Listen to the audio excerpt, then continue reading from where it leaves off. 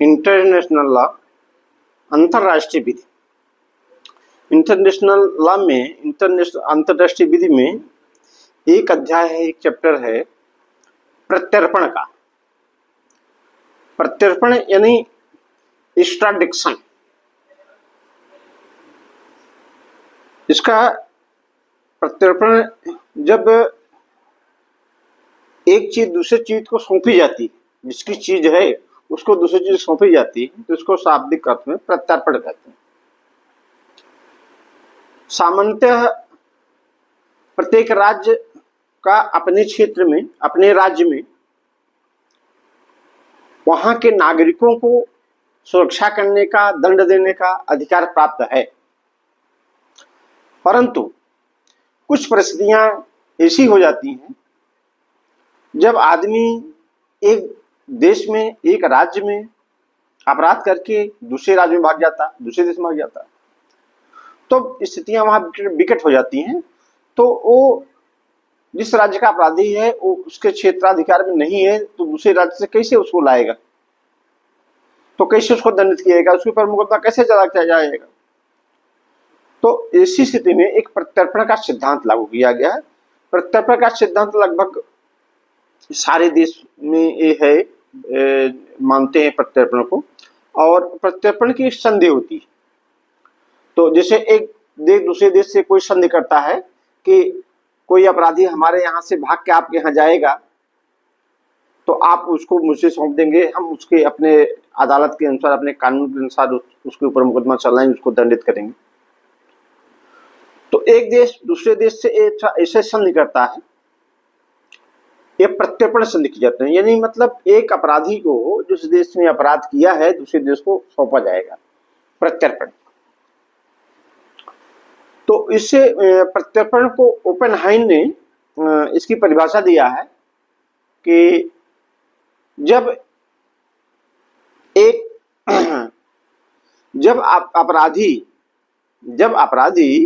जो जिस देश का है और वहां अपराध किया, अपराध करके दूसरे देश को चला जाता है, और वहां का देश जो है, वह देश उस देश को जहां अपराध किया गया है तो उस देश को लौटा देता है, तो इसको प्रत्यर्पण कहते हैं, ओपेनहाइम कहते हैं। तो प्रत्यर्पण के लिए आवश्यक है कि दूसरे देश से संधि होनी चाहिए। जिस देश का प्रत्यर्पण होना, जिस देश के अपराधी का प्रत्यर्पण होना है उस देश से, और जिस देश को करना है उस देश को प्रत्यर्पण की संधि होनी चाहिए। और उन शर्तों के अनुसार, संधि में जो शर्तें हैं उसी के अनुसार जो है प्रत्यर्पण होगा। अब यदि संधि नहीं है तो प्रत्यर्पण का सिद्धांत वहां लागू नहीं होता। प्रत्यर्पण का सिद्धांत सामान्यतः इस संधियों पर ही लागू होता है। जिस देश से संधि प्रत्यर्पण की नहीं है वहां प्रत्यर्पण का सिद्धांत लागू नहीं होगा। अब राजनीतिक अपराधियों का प्रत्यर्पण नहीं होगा।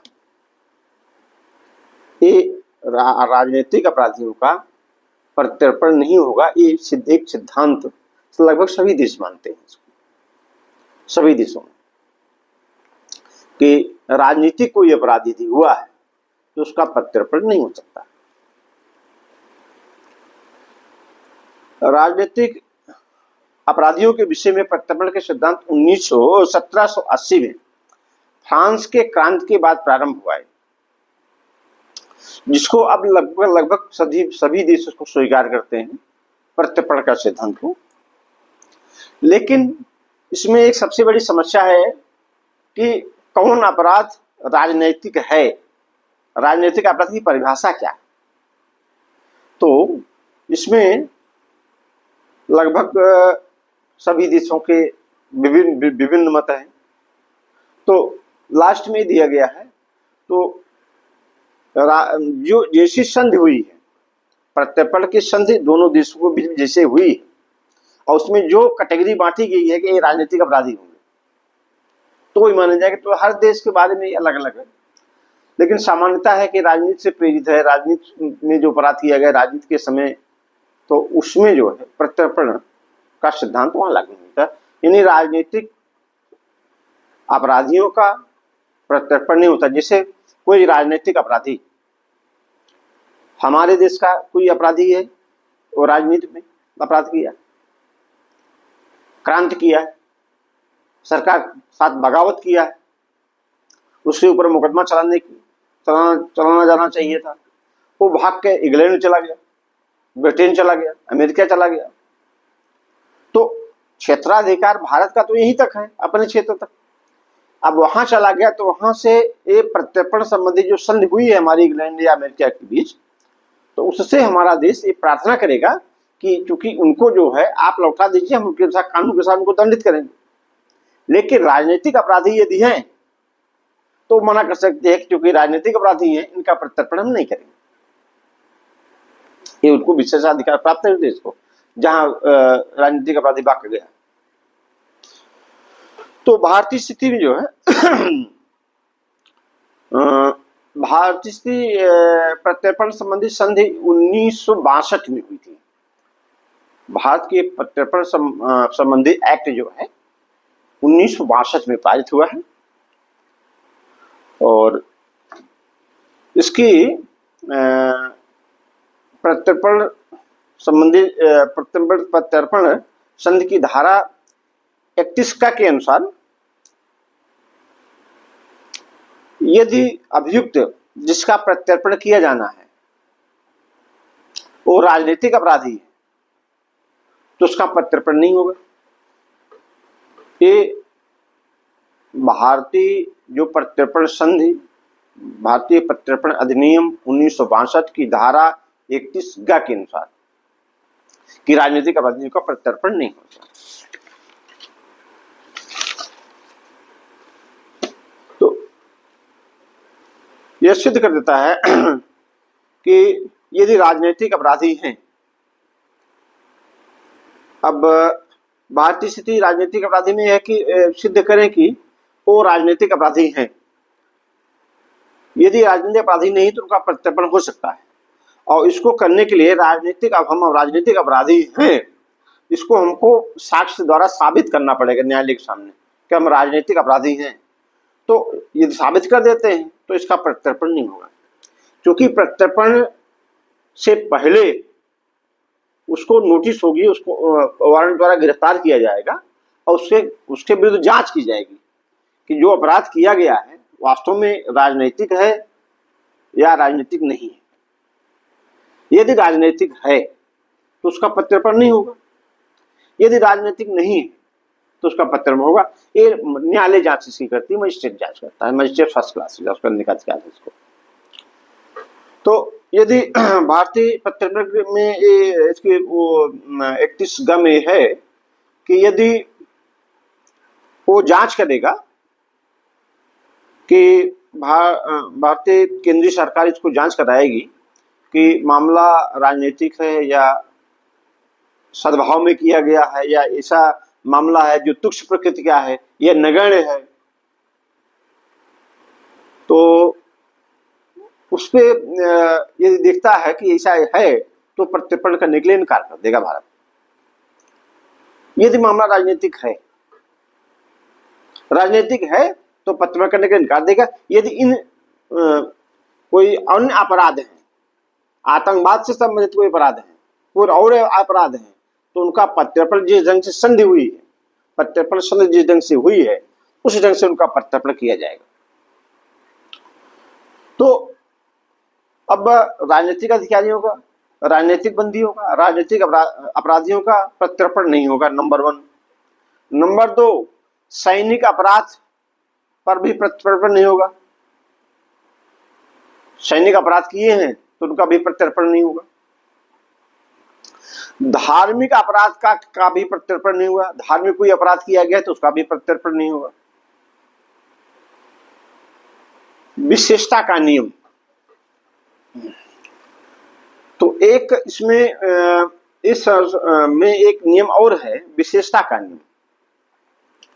यानी जिस अपराध को, जिस व्यक्ति का प्रत्यर्पण किया जा रहा है और जो व्यक्ति और जो देश प्रत्यर्पण के लिए मांग दूसरे देश से कर रहा है, तो उसको बताना होगा कि कौन सा अपराध उसके ऊपर है जिसके प्रत्यर्पण के लिए वो मांग कर रहा है, और वही जिसके लिए मांग कर रहा है, जिस प्रत्यर्पण के लिए मांग कर रहा है, जो अभियोग जो अपराध उसके ऊपर है, तो जब वो उसका प्रत्यर्पण होगा तो उसी के अनुसार वो उसके ऊपर बात चला जाएगा।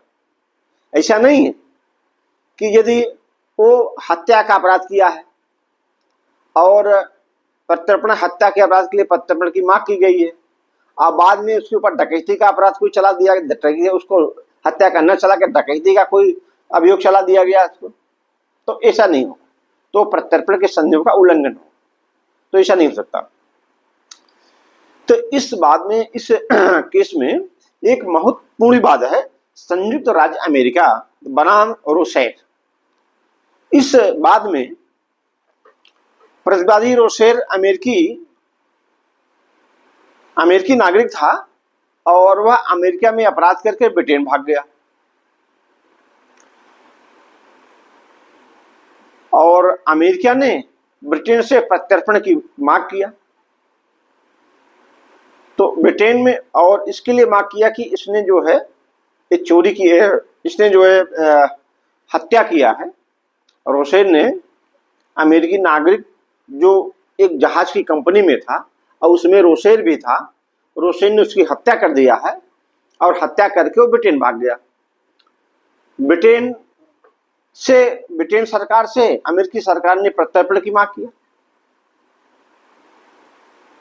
और इस आधार पे मांग किया कि चूंकि रोसेर ने एक व्यक्ति की हत्या किया है, ब्रिटेन ने उस आधार पे कि चूंकि हत्या के लिए इसके ऊपर मुकदमा चला जाना है और उसको रोसेर को जो है प्रत्यर्पण लौटा दिया अमेरिका को। अमेरिका आने के बाद उसके ऊपर जो है, रोसेर के ऊपर हत्या का मुकदमा न चलाने के लिए जॉनसन नामक व्यक्ति के ऊपर हमला किया था और गंभीर रूप से घायल किया था। जॉनसन के अभियोग के आधार पर उसको मुकदमा चला दिया। जॉनसन को घायल करने के लिए और उसको चोट पहुंचाने के लिए, उस पर आक्रमण करने के लिए, हमला करने के लिए जॉनसन वाला केस चला दिया उसके ऊपर। ये मामला न्यायालय में गया, सर्वोच्च न्यायालय अमेरिका में गया, तो अमेरिका न्यायालय ने कहा नहीं, जिस बात के लिए प्रत्यर्पण रोसेर का हुआ है उसी बात के लिए मुकदमा उसी बात का चला जा सकता है, दूसरे का नहीं, क्योंकि यह प्रत्यर्पण के संयम का उल्लंघन है। तो न्यायालय ने अनुमति नहीं दी मुकदमा चलाने की। नेक्स्ट जो है दोहरी आपराधिकता का नियम, यानी दोहरी आपराधिकता यानी डबल क्राइम, यानी ये दोहरा अपराध जो है,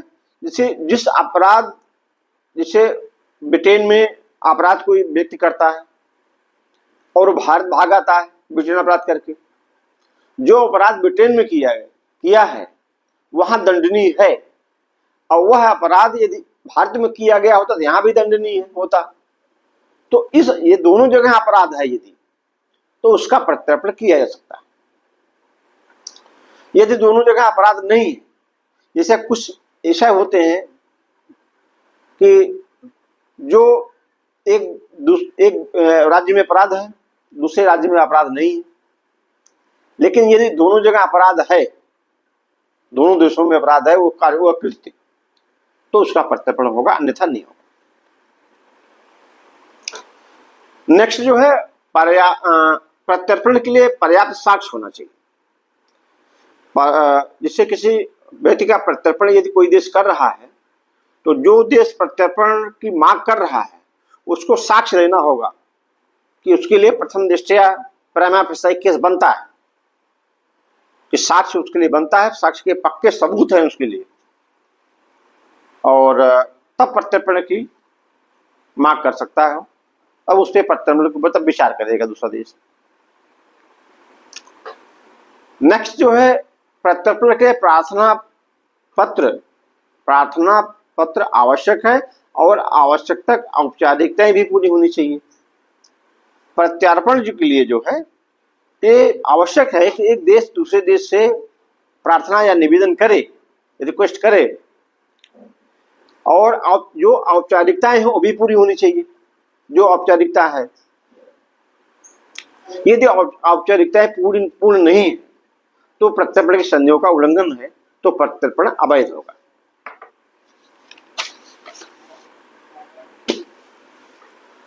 नेक्स्ट जो है, प्रत्यर्पण संबंधी संधि में सभी शर्तों व नियमों का पालन होना चाहिए,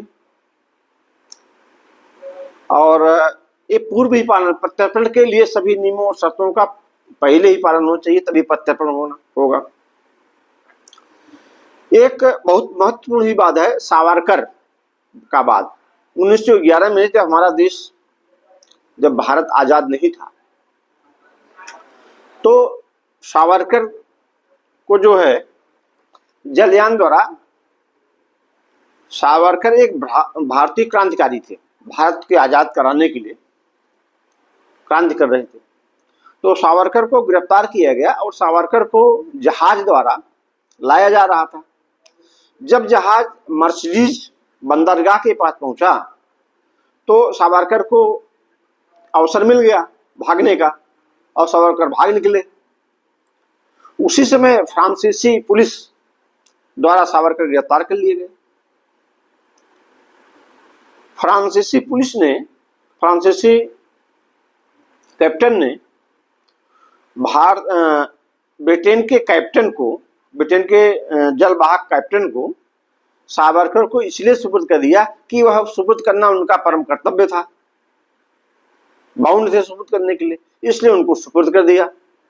फ्रांस के कैप्टन ने ब्रिटेन के कैप्टन को सुपुर्द कर दिया सावरकर को। बाद में पता चला कि फ्रांस ने जो पाया कि सावरकर को सुपुर्द कर दिया, गलती से सुपुर्द कर दिया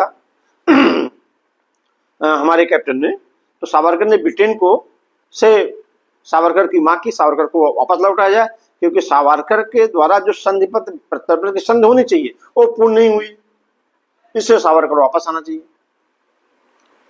ये मामला हेग न्यायालय में गया, अंतर्राष्ट्रीय न्यायालय में मामला गया। तो अंतर्राष्ट्रीय न्यायालय ने कहा कि चूंकि प्रत्यर्पण संबंधी जो संधि है एक दूसरे देश पर उत्तरदायित्व है, तो इस पे कोई भार नहीं लादा जा सकता है इसके ऊपर, और सावरकर को लौटाने के लिए नहीं कहा। तो इस पे विधि शास्त्रियों ने बड़ी कड़ी आलोचना की अंतर्राष्ट्रीय न्यायालय की, कि अंतर्राष्ट्रीय न्यायालय को ज्ञान नहीं है कि चूंकि आवश्यक शर्तें जब पूरी नहीं हुई, जब शर्तें जितनी ही पूरी नहीं हुई तो कैसे प्रत्यर्पण हो गया। इस पे विधि शास्त्री जो हमारे हैं बहुत ही आलोचना की, बड़ी कड़ी आलोचना की। इसके बाद से अंतर्राष्ट्रीय न्यायालय कोई ऐसा निर्णय नहीं आया कि, और विधि शास्त्री ने ऐसा भी कहा कि अंतर्राष्ट्रीय न्यायालय का निर्णय जो है बिल्कुल न्याय संगत नहीं। नेक्स्ट जो है, प्रत्यर्पण न करने के संबंध में भारतीय केंद्रीय सरकार की सुप्रीम पावर, यानी निरंकुश शक्ति, यदि किसका प्रत्यर्पण करना है किसका नहीं करना है, तो इनको जो है भारतीय प्रत्यर्पण संधि जो 1962 है, इसकी धारा 32 में इसका प्रावधान किया गया है। यदि कोई देश प्रत्यर्पण की मांग करता है तो केंद्रीय सरकार पहले जांच कराएगी कि जो प्रत्यर्पण किया जा रहा है, प्रत्यर्पण की मांग की जा रही है, ये कानूनी जो हमारे प्रत्यर्पण संधि है शर्तों का पूर्ण पालन करती है कि नहीं करती है।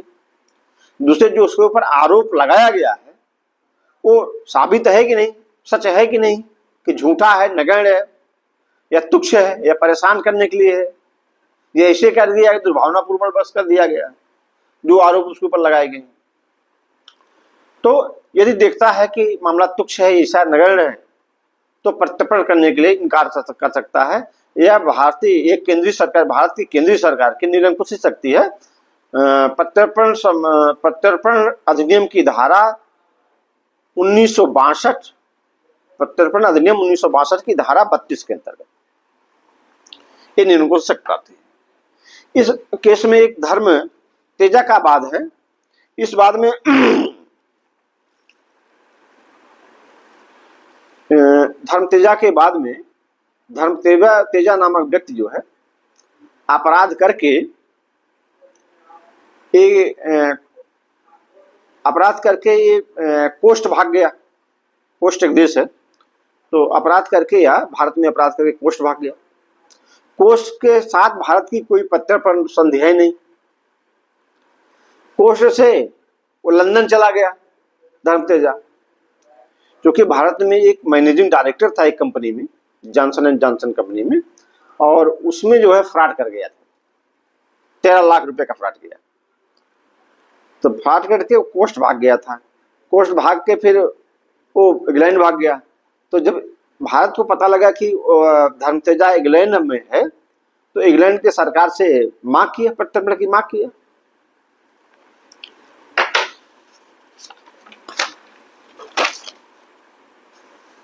तो इंग्लैंड सरकार ने, चूंकि भारत के साथ प्रत्यर्पण रूपी संधि है इंग्लैंड की, तो भारत ने उनको, धर्मतेजा को, भारत को लौटा दिया। एक निष्ठ केस है ये ताराशो प्रत्यर्पणवाद। ताराशो जो है एक सोवियत नागरिक था। उसके विरुद्ध अभियोग था कि उसने सोवियत संघ में एक तेल वाहक नामक जहाज पर चोरी की है, बाहर, और वहां ताराशो है, वहां रूस से भाग के भारत आ गया, और रूस ने भारत से, सोवियत संघ ने भारत से प्रत्यर्पण की मांग किया ताराशो की। तो यद्यपि जो है भारत और सोवियत संघ के बीच उस समय प्रत्यर्पण संबंधी कोई संधि नहीं थी, लेकिन एक विज्ञप्ति द्वारा स्विट्जरलैंड और भारत को ये लागू कर दिया गया था, प्रत्यर्पण संधि लागू कर दिया गया था। तो सोवियत संघ जब सरकार ने मांग किया ताराशो की, तो भारत की केंद्रीय सरकार ने, भारत सरकार ने दिल्ली के मजिस्ट्रेट से इसकी जांच कर, दिल्ली के फर्स्ट क्लास मजिस्ट्रेट की जांच कराई। तो जांच में मजिस्ट्रेट ने ये रिपोर्ट दिया कि चूंकि प्रत्यर्पण संबंधी कोई संधि नहीं है और इसके लिए आवश्यक है औपचारिकताएं, प्रत्यर्पण संबंधी जो औपचारिकताएं हैं वो भी पूरी करनी चाहिए। तो भारत ने अंत में इनकार कर दिया कि प्रत्यर्पण संबंधी कोई संधि नहीं है और इनके खिलाफ वो औपचारिकताएं भी पूरी नहीं हो रही हैं जो होनी चाहिए प्रत्यर्पण संबंधी संधि में। तो इसलिए ताराशो को प्रत्यर्पण की मांग को भारत ने इनकार कर दिया।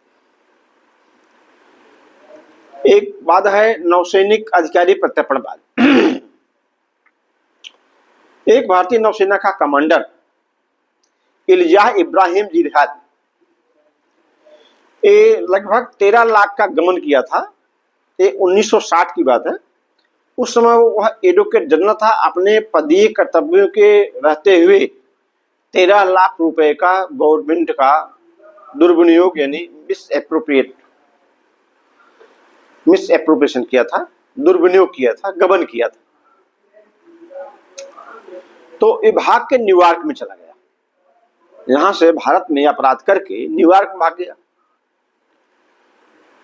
न्यूयॉर्क में 1972 में न्यूयॉर्क में पकड़ा गया। भारत ने प्रत्यर्पण की मांग किया और कहा कि उसको तुरंत अरेस्ट किया जाए, और अपराधी को तुरंत वहां अरेस्ट किया गया, उसके खिलाफ जांच की गई। वहां 1 जुलाई 1975 को न्यूयॉर्क ने प्रत्यर्पण संबंधी संधि स्वीकार करते हुए भारत को लौटा दिया और भारत में उसका मुकदमा चला और उसको दंडित किया गया। प्रत्यर्पण पर भारत और कनाडा का क्या प्रत्यर्पण संबंधी संधि है? तो भारत और कनाडा के बीच प्रत्यर्पण संबंधी संधि 1986 में पारित हुई। इसमें दोनों देशों के बीच आतंक को लेकर हुआ प्रत्यर्पण कि हम अपनी धरती को एक दूसरे के प्रति आतंकवादी गतिविधियां नहीं होने दी अपनी धरती से, आतंकी गतिविधियां नहीं होती। ये तो कोई आतंक करके, ये कोई आतंकवादी कोई अपराध करके भारत से कनाडा में आ जाता है तो कनाडा जो है भारत को उसको सौंप देगा, और कनाडा से अपराध करके कोई भारत जाता है तो भारत उसको सौंप देगा। ये कनाडा और भारत की आतंक से संबंधित, आतंकवाद से संबंधित ये संधि जो है 1986 में भारत थी। अब एक मामला है जो था कि LTTE बी प्रभाकरण का मामला। इसमें भारत की सरकार ने चूंकि राजीव गांधी का मर्डर किया था, बी प्रभाकरण के माध्यम से हुई थी, तो इस केस में प्रभाकरण जो है यहाँ से अपराध करके लंका भाग गया था, श्रीलंका। भारत सरकार ने इनके प्रत्यर्पण की मांग की, श्रीलंका इनको अरेस्ट किया, अंतोगत्वा इनको वापस किया, प्रत्यर्पण किया। तो इसी मामलों में जिसमें अपराध है और राजनीतिक अपराध नहीं, तो उसमें जो है प्रत्यर्पण रूपी संधि जो है दूसरे दोनों देशों के बीच जो होती है वो लागू होती है और प्रत्यर्पण किया जा सकता है। और जैसे कोई राजनीतिक अपराधी दूसरे देश से भाग के हमारे देश में आ जाता है तो क्या उसका प्रत्यर्पण हो सकता है? नहीं हो सकता है, क्योंकि सारे विश्व मानते हैं, सारे देश मानते हैं राजनीतिक अपराधियों का प्रत्यर्पण नहीं होगा। जैसे शेख हसीना, इस समय शेख हसीना हमारे देश में रह रही है, बांग्लादेश के आकर, क्या इनका प्रत्यर्पण हो सकता है? नहीं हो सकता, क्योंकि इनका प्रत्यर्पण होने से, क्योंकि राजनीतिक है, इनके ऊपर चाहे जितना अपराध लगा दे, वहां की सरकार जो है, बांग्लादेश सरकार चाहे जितना अपराध लगाए, चाहे जितना अभियोग इनके ऊपर लगाए, लेकिन चूंकि राजनीतिक अपराधी है, अपराधी अभी तक अपराध हुआ नहीं, कोई अपराध भी कोई होता है इनके ऊपर, कोई अभियोग लगाया जाता है तो राजनीतिक अपराधी माने जाएंगे और इनका प्रत्यर्पण नहीं हो सकता। जैसे पाकिस्तान से कोई भाग के चला जाए ब्रिटेन, या जहां से संधि, जहां प्रत्यर्पण संधि हुई हो, कोई भाग के दूसरे देश में चला जाता है तो वह देश जो है प्रत्यर्पण रूपी संधि उसके साथ में घटित हुई है तो वह प्रत्यर्पण के लिए उत्तरदायित्व उसका है, अन्यथा नहीं। आज का सेशन इतना ही, धन्यवाद।